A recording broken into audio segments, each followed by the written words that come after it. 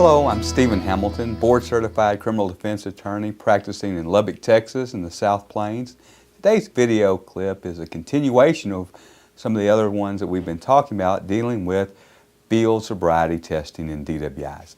And today I want to talk to you specifically, try to answer a few questions dealing with what are the potential issues on what we call the walk and turn test and the one-leg stand test. Those are two of the three that are called the standardized field sobriety test. The other one being a horizontal gaze nystagmus. It deals more with an involuntary jerking of the eye. But the walk and turn and the one-leg stand are balance and dexterity tests. And so the officer is conducting a test, a walk and turn or a one-leg stand, to determine if you show certain clues or certain signs of intoxication.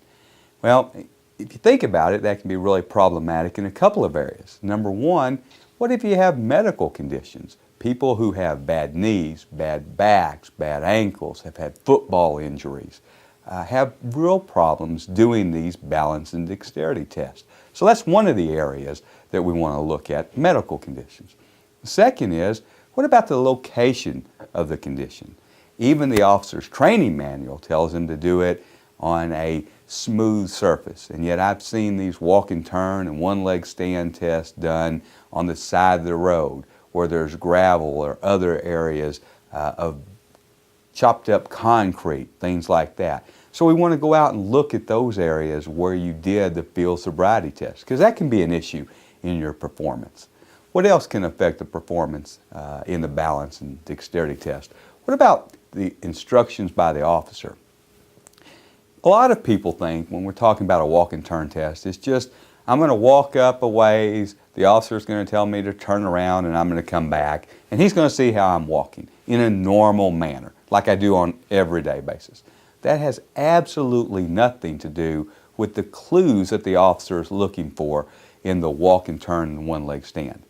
And so sometimes what I see is the officer will actually tell you to do something and then count it against you. Or he will not tell you to do something, and he will count it as a clue. Let me give you a perfect example. On a walk and turn, they will tell you to stand in a certain position. And what they should say then is, stay in that position until I tell you to begin. Do you understand? Now, if they tell you that, and then I go ahead and start the test before they tell me to start, they're going to count that as a sign that I'm intoxicated. But I can't tell you how many videos I've looked at where the officer never says, hey, don't start too soon. And so you're nervous, you want to show the officer that you're not intoxicated, and so you begin to stop and he says, wait a minute, I didn't tell you to start. Now he's already counted that as a sign that you're intoxicated, even though that he didn't give you the correct instructions. So those are just a few areas that we really need to look at when you come in to see if they can prove that you were intoxicated. Give me a call, 794-0394. I'll have you come in, we'll get the video, the police reports. We'll spend some time talking about these field sobriety tests. I'm Stephen Hamilton. That's it for today's video topic. Have a great rest of the day.